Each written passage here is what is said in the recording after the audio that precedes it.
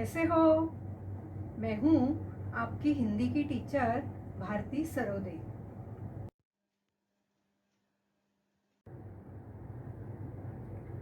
नमस्ते बच्चों। कोविड-19 के इस मुश्किल दौर ने हमें अपने घरों में रहकर अपना कार्य करने के लिए मजबूर कर दिया है, लेकिन बृहन्मुंबई महानगर पालिका ने आपके लिए इस चैनल के द्वारा पढ़ने का अवसर दिया है। इस चैनल द्वारा आपके लिए वीडियो बनाए जाते हैं जिसमें आपका पाठ, उसका शीर्षक तथा उसके नीचे दिए गए स्वाध्याय सभी दिखाई देंगे, जो आप घर बैठकर ही अपना अध्ययन पूरा कर सकोगे। तो चलिए आज हम एक नए पाठ की ओर जाते हैं। बृहन्मुंबई महानगरपालिका शिक्षण विभाग वर्चुअल ट्रेनिंग सेंटर द्वारा मैं भारती सरोदे आपका स्वागत करती हूँ। नमस्ते प्यारे बच्चों, आज हम हिंदी सुलभ भारती 7वीं कक्षा का अभ्यास करेंगे। इसके पहले के वीडियो में 8वीं कविता जीवन नहीं मरा करता है, यह हमने पढ़ी है, समझी है। आज हम इस कविता पर आधारित स्वाध्याय पूरा करते हैं। जरा सोचो, चर्चा करो। यदि सूर्य प्रकाश न होता तो इन पर क्या प्रभाव पड़ता? 1. वनस्पति, 2. पशु पक्षी, 3. मानव। सच में बच्चों, अगर सूर्य प्रकाश न होता तो इन तीनों पर क्या असर होता? आप बता सकते हो? चलो तो बताते हैं। सूर्य प्रकाश के कारण ही पृथ्वी पर जीवन का अस्तित्व है। यदि सूर्य प्रकाश न हो तो पृथ्वी पर जीवन ही नहीं होगा। पृथ्वी पर फैली हरियाली का मुख्य स्रोत सूर्य प्रकाश ही है। सूर्य प्रकाश न मिले तो पेड़ पौधे अपना भोजन नहीं बना सकेंगे और धीरे धीरे वे सूख कर खत्म हो जाएंगे। इसका सीधा असर उन पशु पक्षियों और जीवों पर पड़ेगा जो शाकाहारी है और पेड़ पौधों की पत्तियों, फलों आदि का उपयोग भोजन के रूप में करते हैं। भोजन नहीं मिलने से उनका अस्तित्व खत्म हो जाएगा। शाकाहारी जीवों के समाप्त होने पर उन्हें खाने वाले मांसाहारी जीवों के भोजन पर भी खतरा मंडराने लगेगा और अंततः भोजन नहीं मिलने से सभी शाकाहारी और मांसाहारी जीव समाप्त हो जाएंगे। पृथ्वी से यदि सभी पशु पक्षियों, पेड़ पौधों, वनस्पतियों आदि का अस्तित्व खत्म हो जाएगा तो मनुष्य, जो प्रत्यक्ष और अप्रत्यक्ष रूप से सूर्य किरणों व पृथ्वी पर मौजूद जीव जंतुओं, पेड़ पौधों, वनस्पतियों पर निर्भर है, उसका अस्तित्व भी खतरे में पड़ जाएगा। अंततः यह कहा जा सकता है कि सूर्य प्रकाश नहीं मिलने पर संपूर्ण पृथ्वी से जीवन व हरियाली समाप्त हो जाएगी। अब हम वनस्पति, पशु पक्षी और मानव पर सूर्य प्रकाश न होने का क्या असर होगा यह लिखते हैं। वनस्पति, यदि सूर्य प्रकाश न होता तो हम वनस्पति जगत के बारे में जान ही न पाते। सूर्य प्रकाश न हो तो वनस्पतियों का जन्म ही न हो पाता। वनस्पतियों को अपना भोजन बनाने के लिए सूर्य किरणों की आवश्यकता होती है। अतः वनस्पतियों के लिए सूर्य प्रकाश अति आवश्यक है। पशु पक्षी, यदि सूर्य प्रकाश न होता तो इस धरती पर पशु पक्षियों की प्रजातियों का आगमन भी संभव न होता, क्योंकि कहीं न कहीं पशु पक्षी इन्हीं पेड़ पौधों पर अपने भोजन के लिए आश्रित होते हैं। मानव, यदि सूर्य प्रकाश न होता तो धरती पर मानव जीवन भी असंभव होता। क्योंकि मनुष्य मनुष्य भी अपने आहार के लिए वनस्पति जगत पर ही निर्भर रहता है। रोज खाए जाने वाले आहार उसे इसी प्रकृति से प्राप्त होते हैं। अतः सूर्य प्रकाश वनस्पति, पशु पक्षी और मानव तीनों के लिए ही जीवन का अहम घटक है। सुनो तो जरा, ई न्यूज, आकाशवाणी, दूरदर्शन एवं अन्य प्रसार माध्यमों आदि से समाचार पढ़ो, सुनो और मुख्य बातें सुनाओ। देखो तो, ये है आकाशवाणी का चिन्ह, ये अलग अलग समाचार पत्र और ये है दूरदर्शन का चिन्ह। तो इनके द्वारा हमें जो समाचार मिलते हैं उन्हें पढ़ना है और उनकी जो मुख्य बातें हैं वह बतानी है। मैंने समझा इस शीर्षक के अंतर्गत जीवन नहीं मरा करता है। इस कविता द्वारा हमने क्या समझा है, क्या सीखा है, इसको अब हम लिखते हैं। जीवन संघर्षों से भरा हुआ है। जीवन पथ के प्रत्येक पड़ाव पर हमें दुख, दर्द, धोखा, निराशा, गरीबी जैसे नकारात्मक पहलुओं का सामना करना पड़ता है, लेकिन हमें इनसे निराश नहीं होना चाहिए। इन परिस्थितियों में भी यदि हम अपने भीतर सकारात्मकता बनाए रखते हैं, तो धीरे धीरे सभी समस्याओं पर विजय प्राप्त कर हम अपनी मंजिल तक पहुंच सकते हैं। शब्द वाटिका, जीवन नहीं मरा करता है। इस कविता में आए नए शब्द और उनके अर्थ लिखते हैं। नीलाम होना, बिक जाना, किश्ती यानी नाव, जिल्द पुस्तक का बाह्य आवरण जिसे हम कवर कहते हैं, तम अंधकार, शिकन सिलवट या चिंता, पतझड़ पत्ते झरने की ऋतु, पतझड़ भी हम उसे कहते हैं। पनघट वह स्थान जहाँ लोग पानी भरते हैं, जैसे नदी है, कुआं है, तालाब है। ऐसे स्थान पर जहाँ लोग पानी भरने के लिए जाते हैं उसे पनघट कहते हैं। मुखड़ा यानी चेहरा, इसमें एक मुहावरा भी आया है, गले लगना, प्यार से मिलना। अध्ययन कौशल, इस शीर्षक के अंतर्गत सौर ऊर्जा पर टिप्पणी तैयार करो और पढ़ो। इस विषय पर टिप्पणी है सौर ऊर्जा। उसके लिए क्या करना है, पहले सौर ऊर्जा का महत्व लिखना है और सौर ऊर्जा का प्रयोग कहाँ कहाँ किया जाता है इसके बारे में भी हमें लिखना है इस टिप्पणी में। सौर ऊर्जा अर्थात सूर्य से प्राप्त होने वाली ऊर्जा।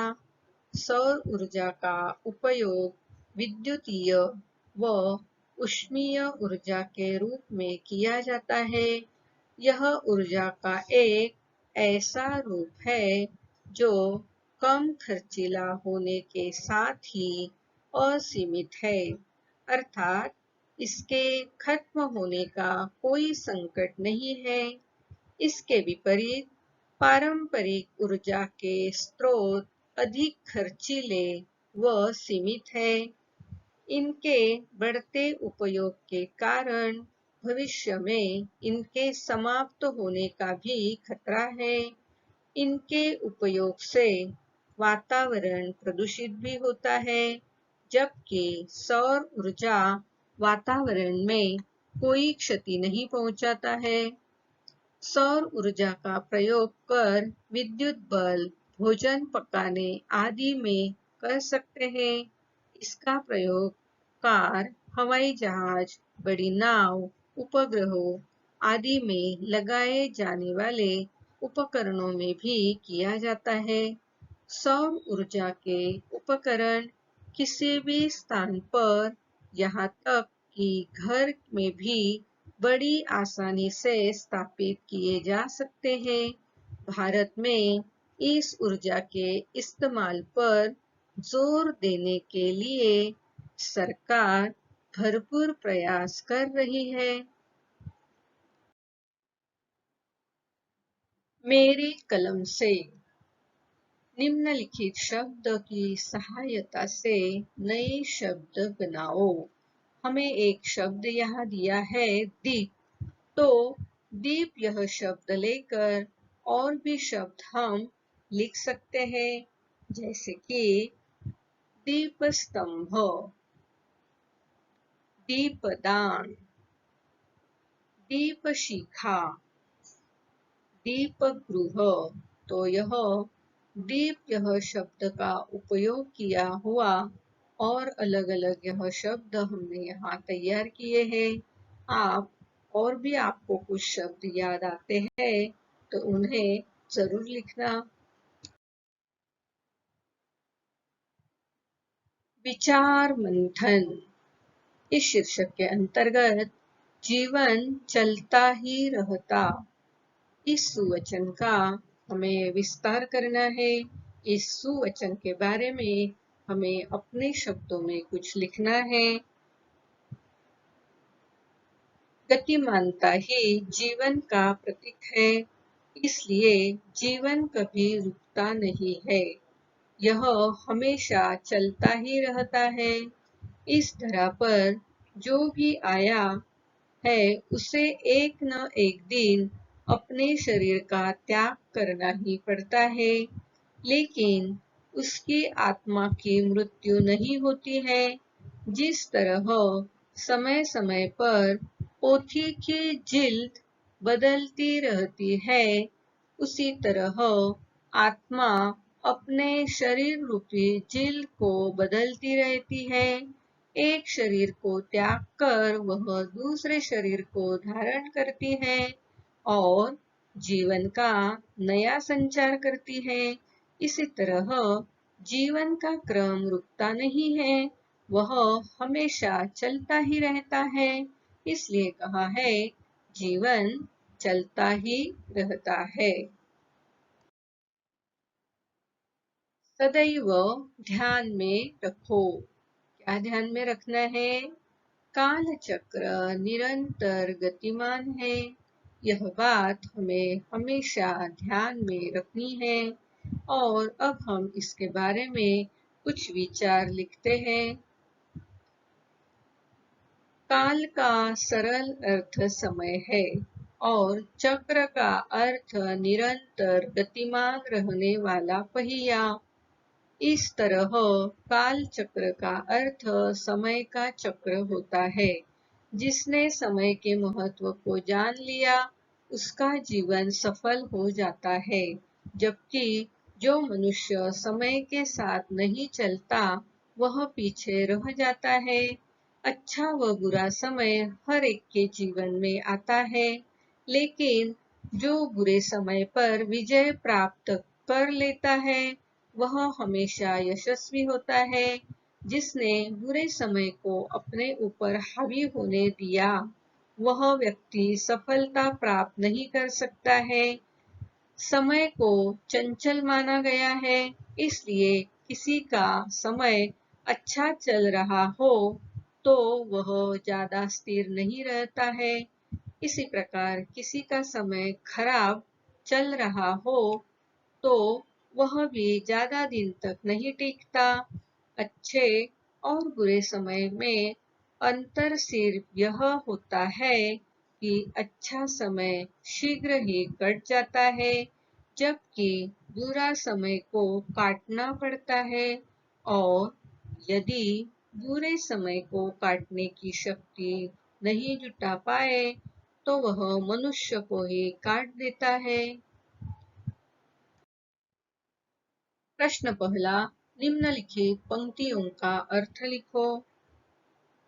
क लाख करे पतझर कोशिश, पर उपवन नहीं मरा करता है। अब हम इसका अर्थ लिखते हैं। पतझड़ अपने लाखों प्रयासों के बावजूद भी जिस प्रकार सिर्फ उपवन की सुंदरता को ही नष्ट कर पाता है, उपवन को नहीं, उसी प्रकार लाखों दुखों के आने पर भी जीवन समाप्त नहीं हो जाता है। दुख के पतझड़ के बाद खुशियों का वसंत आते ही जीवन रूपी उपवन खुशहाली से भर उठता है। पतझड़ हर वर्ष में आता है और उपवन के सारे पेड़ पौधों को झाड़ देता है, परंतु कुछ ही समय के बाद जब वसंत ऋतु का आगमन होता है, तो पुनः पेड़ पौधे नए पत्तों से लद जाते हैं। यहाँ पर कवि के कहने का तात्पर्य यह है कि जीवन एक बार असफल होने के बाद थमता नहीं है। मनुष्य को दुखी या निराश होकर बैठने के बजाय पुनः प्रयास करना चाहिए। कितनी बार गगरिया फूटी, शिकन न पर आई पनघट पर। और यहाँ इस पंक्ति का हम अर्थ लिखते हैं। पनघट पर पानी भरते समय अक्सर स्त्रियों, पुरुषों और बच्चों के हाथों से गगरिया फूट जाती है, पर पनघट कभी इस बात का शोक नहीं मनाता, बल्कि वह लोगों की आने जाने की चहल पहल पर खुश होता रहता है। यहाँ पर कवि के कहने का तात्पर्य यह है कि मनुष्य ने जीवन में क्या खोया, इस पर विचार न करते हुए उसके पास जो कुछ है उस आनंद का उपभोग करना चाहिए। मनुष्य को सदैव जीवन में आशावादी दृष्टिकोण रखना चाहिए।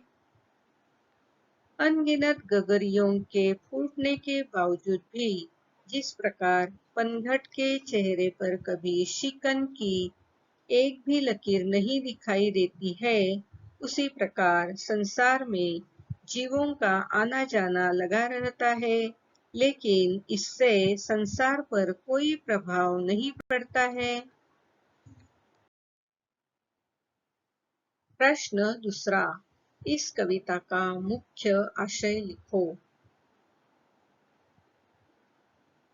कविता के माध्यम से यह समझाने का प्रयास किया गया है कि जीवन में उतार चढ़ाव स्वाभाविक है। जिस तरह रात के बाद दिन और फिर रात आती है, उसी तरह मनुष्य के जीवन में सुख दुख का क्रम चलता रहता है। जीवन पथ पर आगे बढ़ते हुए कई बार व्यक्ति को आलोचनाओं का सामना करना पड़ता है। कई अपने पराये हो जाते हैं। कुछ हमसफर जीवन पथ पर मृत्यु को गले लगाकर अथवा अपनी राह बदलकर व्यक्ति को अकेला छोड़ जाते हैं। जिंदगी हर कदम पर व्यक्ति का इम्तिहान लेती है। इस संघर्ष भरे जीवन के किसी भी पड़ाव पर असफलता मिलने अथवा भारी नुकसान होने पर भी मनुष्य को अपना संतुलन नहीं खोना चाहिए। प्रश्न तीसरा, जीवन की शाश्वतता को बताने वाली पंक्तियां लिखो। कौन सी ऐसी पंक्तियां हैं कविता की जिसमें जीवन की शाश्वतता को बताया गया है? चलो तो लिखते हैं। होता कुछ भी नहीं यहाँ पर, केवल जिल्द बदलती पोथी, जैसे रात उतार चांदनी, पहने सुबह धूप की धोती। तो इन 4 लाइनों का अर्थ आपको तो पता ही है। इन 4 लाइनों से हमारे जीवन की शाश्वतता बताई गई है। भाषा की ओर, पढ़ो, समझो और करो। छोटा कोष्टक, बड़ा वर्गाकार कोष्टक, मंझला सर्पाकार कोष्टक, हंस पद। तो बच्चों, ये है भाषा के उपयोग में लाए जाने वाले कुछ सांकेतिक कोष्टक। तो इनका उपयोग कहाँ किया जाता है, कैसे किया जाता है, इसके बारे में अब हम जानकारी लेते हैं। देखो तो हमारे पाठ्य पुस्तक में इस चित्र द्वारा हमें इन कोष्टकों का परिचय करवाया गया है। तो अब हम एक एक करके इस गुब्बारे पर, इस चौखट में जो जानकारी हमें दी है उसके बारे में अब हम पढ़ते हैं और समझते हैं। छोटा कोष्टक इस तरह लगाया जाता है। क्रमसूचक अक्षर, अंक संवादमय लेखों में हाव भाव सूचित करने के लिए इसका प्रयोग करते हैं। चलो तो अब हम इसके उदाहरण देखते हैं। छोटा कोष्टक जो इस तरह दिया जाता है। पहला उदाहरण, सागर कहता है, आश्चर्य से आप सब मेरा इंतजार कर रहे हैं। दूसरा उदाहरण है, निम्न प्रश्न हल करो। अ को यहाँ छोटा कोष्टक लगाया गया है।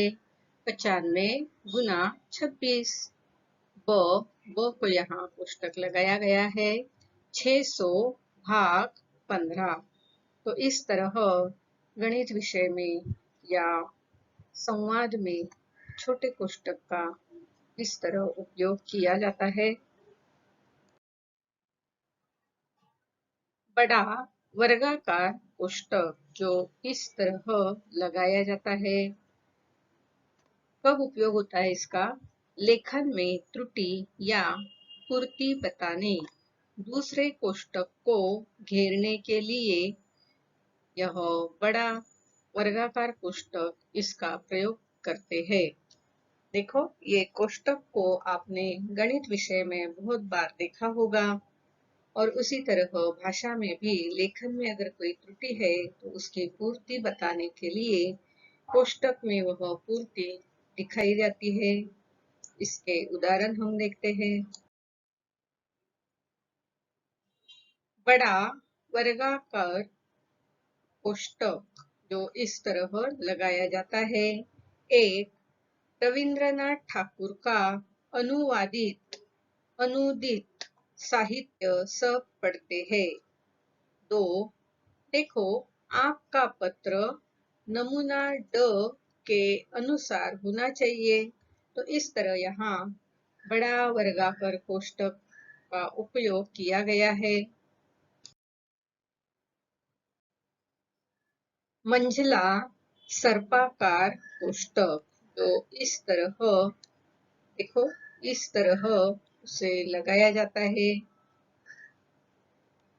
एक साधारण पद से संबंध रखने वाले अलग अलग पंक्तियों के शब्दों को मिलाने के लिए इसका प्रयोग करते हैं। क्या कहा है?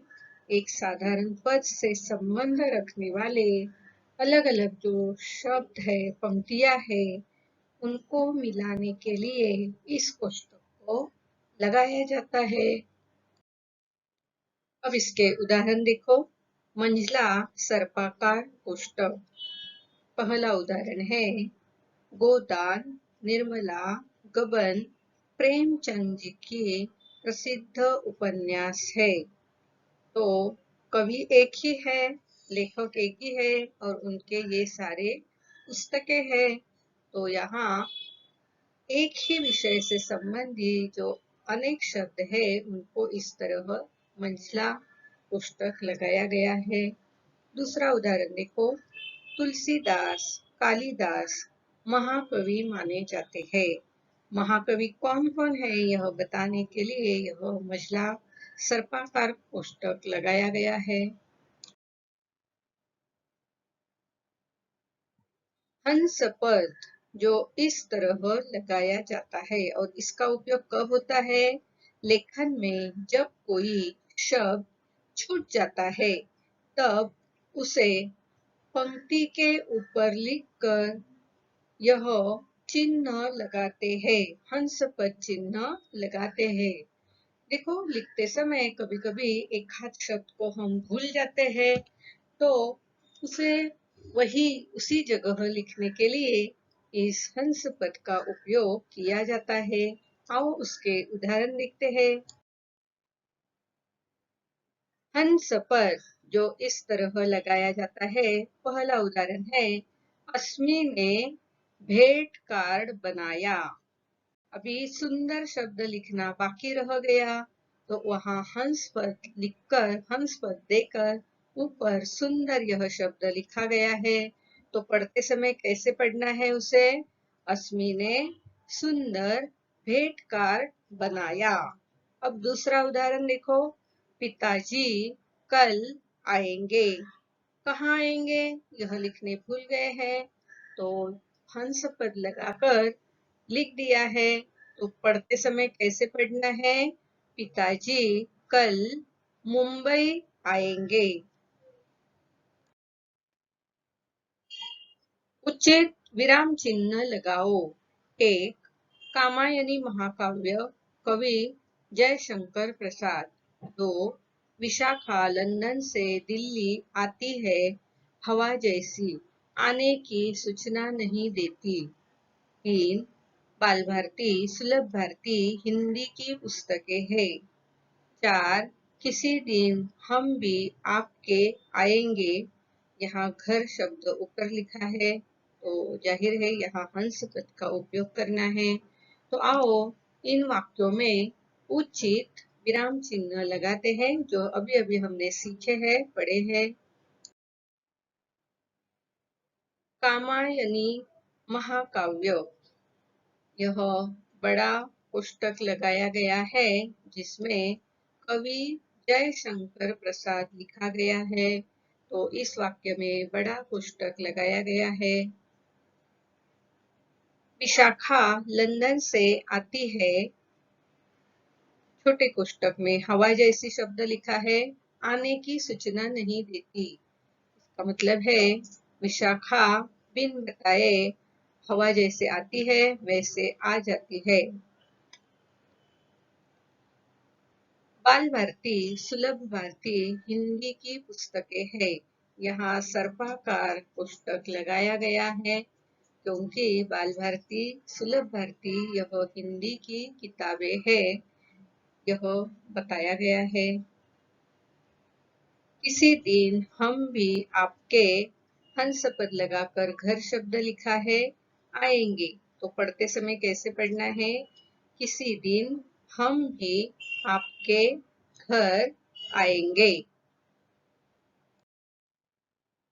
स्वाध्याय प्रश्न पहला, जीवन नहीं मरा करता है, यह कविता कंठस्थ करो। प्रश्न दूसरा, कविता में आए नए शब्दों का अर्थ लिखो।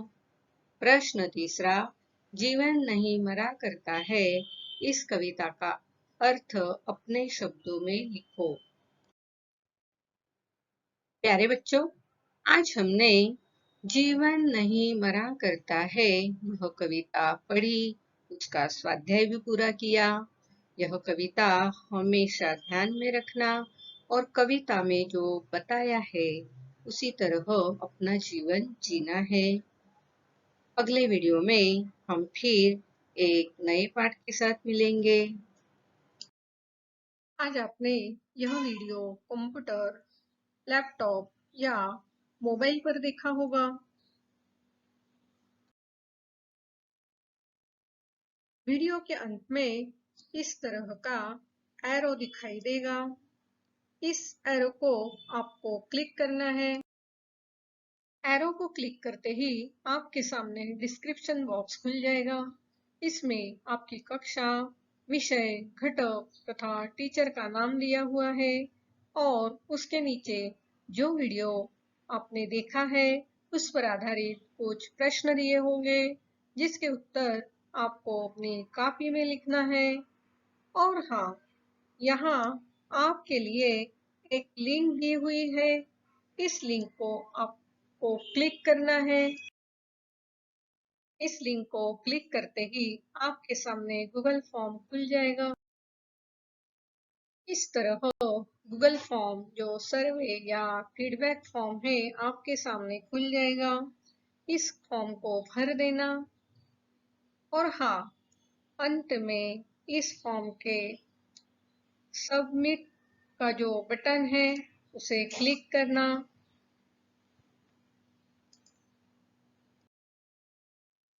इस लिंक को क्लिक करके गूगल फॉर्म जरूर भरना। और हाँ, अगली बार वीडियो देखने के लिए छठी कक्षा का ये थंबनेल जरूर याद रखना। मेरा ये वीडियो आपको जरूर पसंद आया होगा, तो इस वीडियो को लाइक कीजिए, शेयर कीजिए, सब्सक्राइब कीजिए। मेरा ये वीडियो ध्यान से देखने के लिए आप सभी को बहुत बहुत धन्यवाद।